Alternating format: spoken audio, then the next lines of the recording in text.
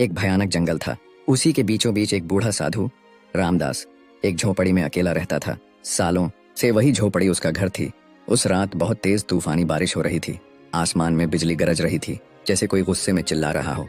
जंगल में हर तरफ अंधेरा और सन्नाटा था। रामदास दरवाजा बंद करके अपनी झोपड़ी में बैठा हुआ था, ताकि बाहर की बारिश और हवा अंदर ना आ सके। अचानक ठक ठक झोपड़ी के दरवाजे पर किसी ने दस्तक दी। साधु चौंका। इतने डरावने जंगल में इतनी रात गए कौन हो सकता है? हिम्मत करके दरवाजा खोला। सामने एक नवयुवती कन्या खड़ी थी। बारिश में उसके कपड़े पूरी तरह भीग चुके थे। हर लकीर, हर शेप साफ नजर आ रही थी। वो खूबसूरत थी और डरी हुई भी। साधु ने पूछा, ए कन्या, तू कौन है? इतनी रात इस जंगल में तू यहाँ क्या कर रही है? लड़की कांपते हुए बोली, बाबा जी, मैं पास वाले कामराज नगर की रहने वाली हूँ। मेरा नाम अनीता है। मैं बहुत डरी हुई हूँ। उसकी आवाज़ थरथर आ रही थी। कुछ लोग मेरे पीछे पड़े हैं।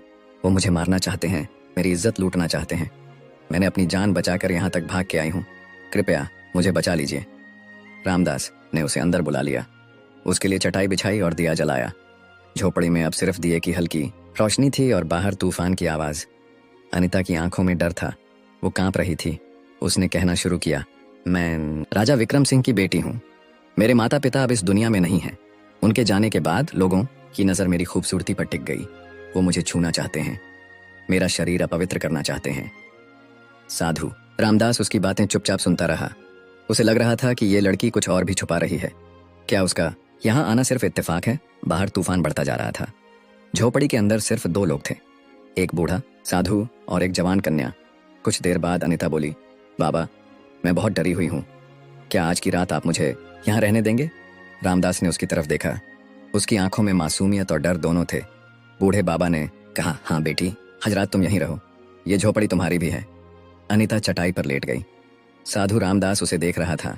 वो खुद को रोक रहा था, मगर उसके मन में कुछ चल रहा था, कुछ अजीब, कोई हलचल, कोई बेचैनी। सालों से सोए हुए जज्बात आज रात अचानक जाग उठे थे। रामदास के दिल में एक अजीब सी हलचल मची हुई थी। जवानी का जोश और प्यार की एक अनजानी दुनिया, सब कुछ उसकी आंखों के सामने घूमने लगा। वो मन ही मन सोच रहा था, ये रात कैसे कटेगी? मैं खुद को कैसे रोकूंगा? उसने आंखें बंद करके सोने की कोशिश की, पर नींद आंखों से कोसों दूर थी। अनीता की भीगी हुई छवि बार बार उसकी आंखों में तैर रही थी। दिल की धड़कन तेज होती जा रही थी। इसी बेचैनी में सिसकियों की आवाज आई। रामदास चौंक गया। वो झटपट उठा और अनीता के पास गया।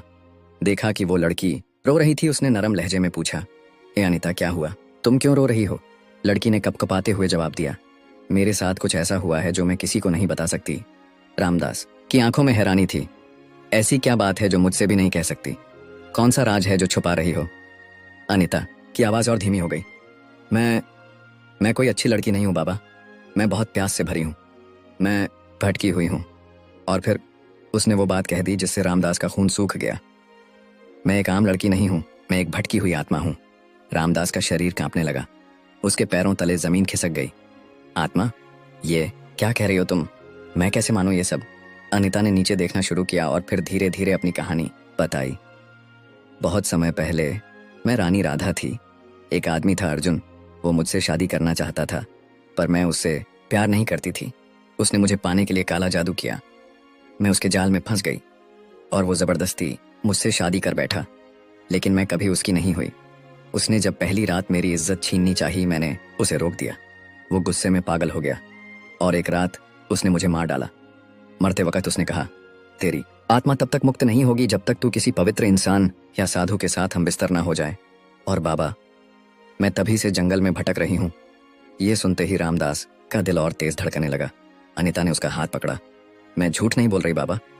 अगर तुम आज रात मेरे साथ नहीं सोए तो मैं हमेशा के लिए इस जंगल में भटकती रहूंगी।